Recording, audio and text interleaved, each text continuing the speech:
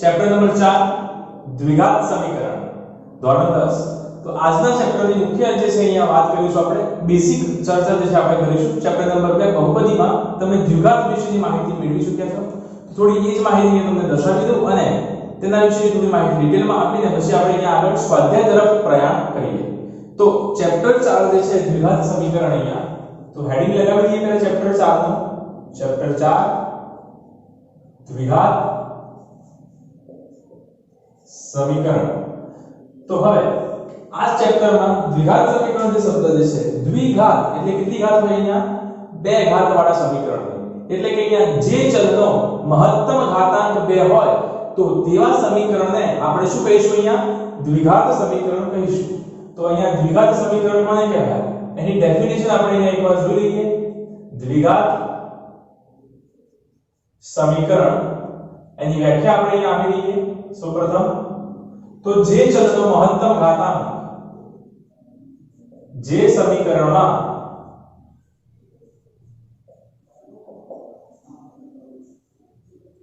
ચલનો મહત્તમ ઘાતાંક 2 હોય તો તેવા સમીકરણને દ્વિઘાત સમીકરણ કહે છે. એક્ઝામ્પલ તરીકે જોઈએ, અહીંયા એક એક્ઝામ્પલ લઈ લઈએ તો તમને વધારે ખ્યાલ આવશે. અહીંયા ફોર એક્ઝામ્પલ x2 2x 1, જેમાં અહીંયા જે ચલ સંખ્યા છે x અને એ x માં પ્રથમ જે x છે એના ચલનો મહત્તમ ઘાતાંક જે છે કેટલો છે? અહીંયા 2 છે. તો આપેલ ઉદાહરણ દ્વિઘાત સમીકરણનું છે એવું આપણે કહી શકીએ. ત્યારબાદ અહીંયા બીજું એક એક્ઝામ્પલ રિપીટ કરીએ. અહીંયા x2 4x2 9. તો જે હા મિત્રો અહીંયા પણ આપણા પદો 2 છે તો અહીંયા આપણે અહીંયા જે x ચલ જે છે એનો મહત્તમ ઘાતાંક કેટલો છે? 2 છે. તો અહીંયા આ બંને ઉદાહરણો જે છે તમે એને કહી શકો કે આપેલ ઉદાહરણો જે છે એક શેના છે? અહીંયા દ્વિઘાત સમીકરણના છે. હવે તેનું વ્યાપક સ્વરૂપ જોઈ લઈએ. અહીંયા દ્વિઘાત સમીકરણનું વ્યાપક સ્વરૂપ જે છે કેવું હોય તો એના વિશેની ચર્ચા કરીએ. અહીંયા દ્વિઘાત સમીકરણનું વ્યાપક સ્વરૂપની વાત કરીએ સૌપ્રથમ આપણે અહીંયા. તો એ કેવું હશે? અહીંયા ax2 bx c, ax2 bx c, જેમાં a b જે છે એ શું છે? અહીંયા ચલ સંખ્યાના સહગુણકો. આપણે એને શું કહીશું? અહીંયા સહગુણકો તરીકે અહીંયા દર્શાવી શકીએ. ત્યારબાદ c જે છે એને શું કહેવાય? અહીંયા અચળ પદ અથવા અચળ સંખ્યાવાળી જે માહિતી હોય એને આપણે અહીંયા c વડે દર્શાવીએ છીએ, જેને આપણે અહીંયા ઇંગ્લિશમાં કોન્સ્ટન્ટ ટર્મ કહી શકીએ. જેને આપણે ઇંગ્લિશમાં અહીંયા કોન્સ્ટન્ટ ટર્મ કહી શકીશું. તો હવે ત્યારબાદ આગળની વાત કરીએ તો આગળનો ટોપિક લઈએ કે દ્વિઘાત સમીકરણના ઉપયોગ કયા કયા ગણિતશાસ્ત્રીઓએ કર્યા છે. અહીંયા આ ચેપ્ટરની વિશેની સ્પેસિફિક વાત કરીએ તો અહીંયા એવું માનવામાં આવે છે કે અહીંયા બેબીલોન વાસીઓ જે છે એ દ્વિઘાત સમીકરણથી પરિચિત હતા, કે એ આ પ્રકારના સમીકરણનો ઉપયોગ જે છે અહીંયા કરતા હતા. ત્યારબાદ સૌપ્રથમ ગ્રીક ગણિતશાસ્ત્રી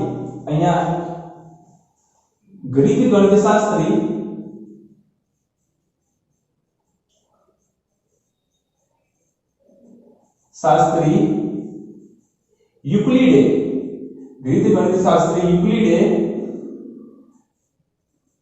દ્વિઘાત સમીકરણની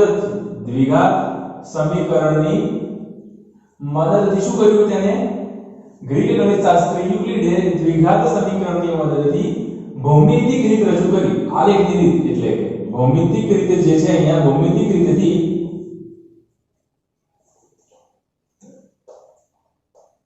રીતના ઉકેલો રજૂ કર્યા. ત્યારબાદ અહીંયા સૌપ્રથમ આની શોધ જે છે દ્વિઘાત સમીકરણની એ આપણા ભારતના પ્રાચીન ભારતના ગણિતશાસ્ત્રી જે છે બ્રહ્મગુપ્ત જે છે તેમના દ્વારા અહીંયા દ્વિઘાત સમીકરણનો જે છે અહીંયા ખ્યાલ જે છે અહીંયા રજૂ કરવામાં આવે છે. પ્રાચીન ભારતના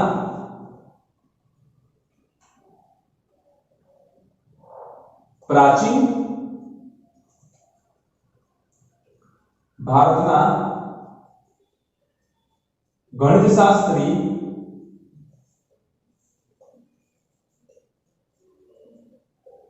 બ્રહ્મગુપ્ત દ્વારા શું કરવામાં આવ્યું છે અહીંયા દ્વિઘાત સમીકરણનો ખ્યાલ રજૂ કરવામાં આવે.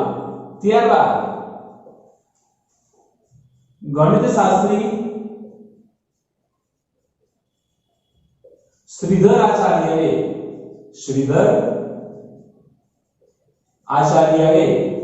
દ્વિઘાત સૂત્રનો ખ્યાલ રજૂ કર્યો. ત્યારબાદ ગણિતશાસ્ત્રી ભારતના છે અહીંયા ભારતના ગણિતશાસ્ત્રી શ્રીધરાચાર્યએ અહીંયા દ્વિઘાત સમીકરણની મદદથી અહીંયા દ્વિઘાત સૂત્રની મદદથી અહીંયા ઉકેલ જે છે અહીંયા કેવી રીતે મેળવી શકાય તેનો ખ્યાલ જે છે અહીંયા રજૂ કર્યો છે. તો સૌપ્રથમ અહીંયા થોડાક જે છે અહીંયા ઉદાહરણો જોઈ લઈએ આપણે કે દ્વિઘાત સમીકરણ કોને કહેવાય અને એને કેવી રીતે ઓળખી શકાય. તો સૌપ્રથમ આપણે અહીંયા એક્ઝામ્પલ લઈ રહ્યા છીએ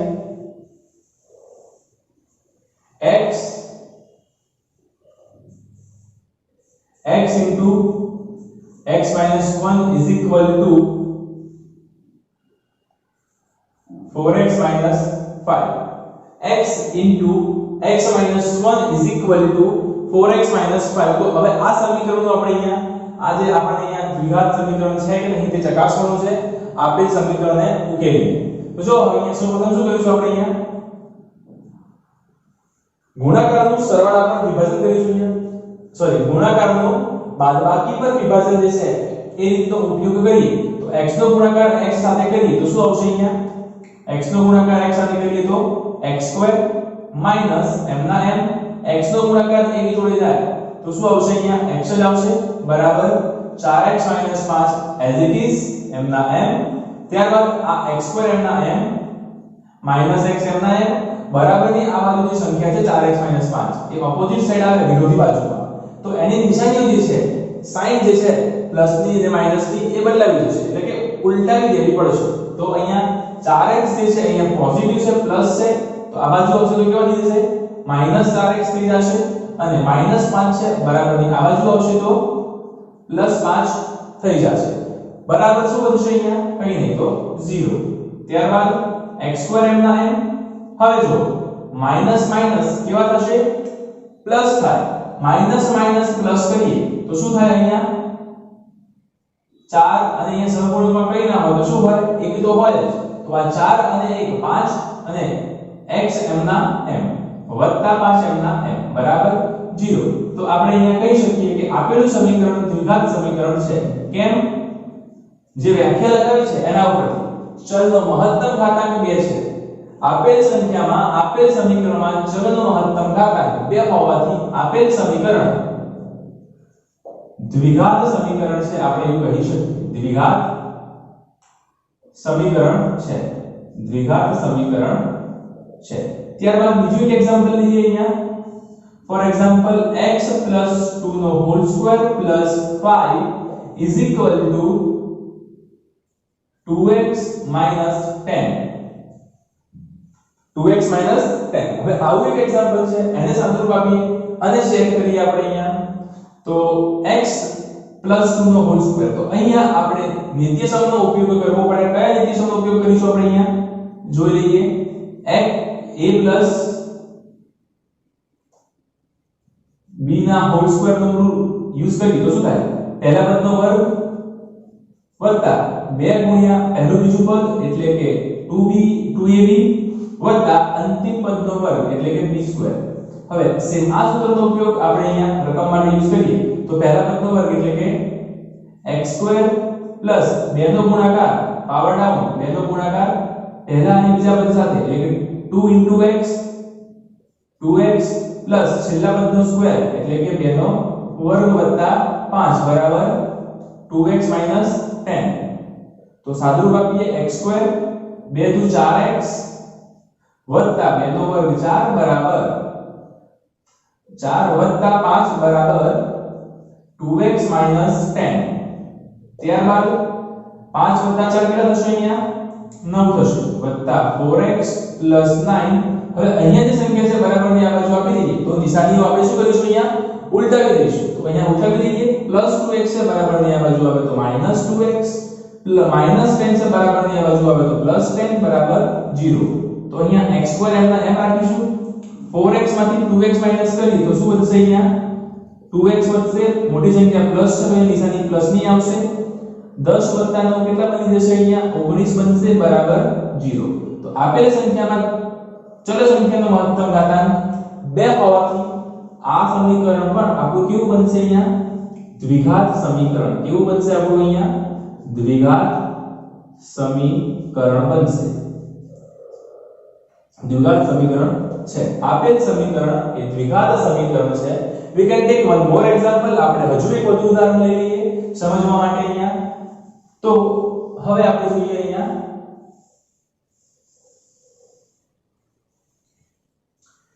x plus 2 નો whole cube plus 7 is equal to x cube minus 4. x cube minus 4. હવે આ દાખલાનો આપણે અહીંયા ઉકેલ મેળવીએ તો અહીંયા જોઈએ આપણે x plus 2 નો હોલ ક્યુબ. શું કરીએ છીએ આપણે અહીંયા x plus 2 નો હોલ ક્યુબ કરીએ છીએ તો એના માટે પણ નિત્યસમનો ઉપયોગ કરવો પડે. a plus b નો whole cube is equal to પહેલા પદનો ઘન વત્તા બીજા પદનો ઘન વત્તા પાવર ડાઉન 3 એના જોડે પહેલો અને બીજા પદનો ગુણાકાર 3ab અને આખા કૌંસમાં a વત્તા b આખો કૌંસ a વત્તા b એમના m. તો સાદુરૂપ આપો a cube plus b cube વત્તા આ 3ab નો ગુણાકાર a સાથે કરો તો અહીંયા જે સજાતીય પદો હોય a એમની વચ્ચે તો ફક્ત અહીંયા આધાર સરખો હોય છે એટલે અહીંયા ઘાતાંકોનો સરવાળો થશે. તો 3 અને b એમના m વચ્ચે જે a છે એમની ઘાત 1 હોવાથી બંનેનો સરવાળો કરો તો 1 + 1 2 આવશે. તો 3a² b આવી જશે અહીંયા. ત્યારબાદ અહીંયા બહાર પ્લસ છે તો અંદરની સાઈડ પણ સેમ ના સેમ રહેશે એની એજ 3ab નો ગુણાકાર b સાથે કરો તો આ વખતે અહીંયા ઘાતાંક કોનો સરખો છે b નો સરખો છે. તો અહીંયા 3a m ના m રહેશે. b ઘાતાંક છે સરખો છે આધાર સરખો છે તો ઘાતાંકોનો સરવાળો કરીશું અહીંયા તો શું આવી જશે b² આવી જશે અહીંયા. તો આ સૂત્રના મદદથી આપણે અહીંયા આનો ઉકેલ x + 2 નો ક્યુબ જે રકમ આપી છે તેનો ઉકેલ મેળવીશું.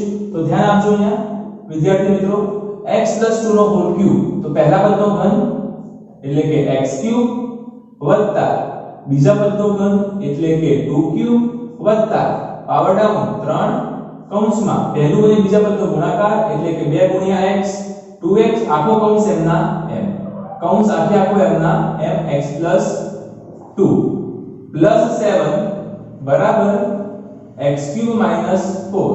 હવે અહીંયા શું કરીશું x³ પ્લસ 2 નો ઘન 8 પ્લસ 3 દુ 6x કૌંસમાં x + 2 plus 7 is equal to x³ - 4. હવે શું કરીશું અહીંયા આગળ સાદુરૂપ આપી દઈએ અને અહીંયા જે સંખ્યાઓ છે એને બરાબરની આ બાજુ લઈ લઈએ. Final x³ plus 8 plus 6x નો ગુણાકાર x સાથે કરો આધાર સરખો ઘાતાંકોનો સરવાળો તો 6x² પ્લસ 6 દુ 12 બીકોઝ અહીંયા બધી જગ્યાએ પ્લસ છે 6 દુ 12 x એમના m પ્લસ 7 x³ બરાબરની આ બાજુ આવશે તો -x³ -4 બરાબરની આ બાજુ આવશે તો +4 બરાબર 0 થઈ જશે. હવે આ +x³ છે આ -x³ છે તો બંને ઉડી જશે અહીંયા કટ થઈ જશે. તો અહીંયા શું વધશે 6x²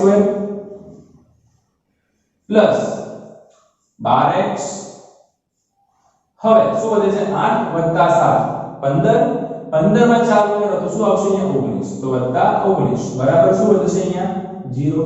તો આપેલ સમીકરણમાં ચલ સંખ્યાનો મહત્તમ ઘાતાંક કેટલો છે અહીંયા 2 છે તો આ સમીકરણ પણ કેવું થઈ જશે દ્વિઘાત સમીકરણ કેવું થઈ જશે દ્વિઘાત સમીકરણ છે આપણે એવું કહી શકીએ તો આઈ હોપ વિદ્યાર્થી મિત્રો તમને અહીંયા દ્વિઘાત સમીકરણના કન્સેપ્ટ વિશે ખ્યાલ આવી ગયો હશે તો આપણે મળીશું અહીંયા નવા વિડિયોમાં નવા ટોપિક સાથે નવા દાખલાઓ સાથે ત્યાં સુધી વિરામ લઈએ good bye have a great day have a great future ahead thank you